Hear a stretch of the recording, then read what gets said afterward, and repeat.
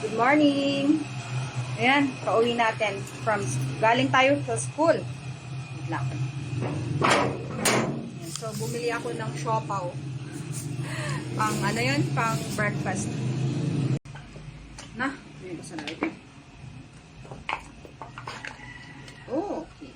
Ayan, so mag-coffee muna tayo, guys. Namang lumot. Nescafe. Nescafe pa rin. Sipe. May dating ako. Ayan. So, meron tayong barako dyan. I mean, yung kailangan pang i-brew. Pero, tinatamad ako. Wow! Tignan nyo to, guys. Isang sugar.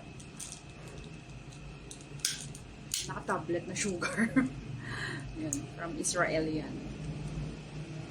Nakakatuwa. Pwede daw siya sa diabetes, yung mga may diabetes. So, meron din, ewan ko, baka meron, di ba meron mga square na sugar, pero ito daw healthy sugar. Ayan, halal siya. Vegan friendly. Hindi ko na mabasa. Hindi ko alam kung paano basahin. Pero sugar, bakit may ano yun? Expiration date 2026. Okay, so kapin natin yung ating siopaw. Yan. So far, ito yung isang siopaw na natikman ko dito sa Bondoc at masarap.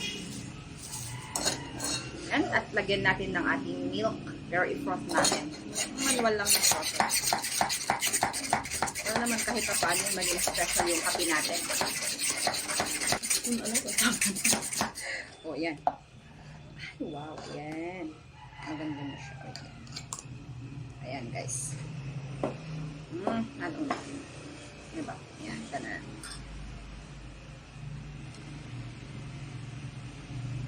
Yan yung gusto ko, yung maraming foam. Diba? Para ka na rin nag-Starbucks. Ayan, so today guys, ano yung ganap natin? Pagkatapos natin kumain, kababasa ko lang sa aking FB page, Messenger, may order po tayo nag-message yung ating isang reseller. And then, kahapon, merong isang nag-text. Yun. So, new customer ata yun, kasi sa Quezon City pa. Parang kape sa cafe. Nescafe.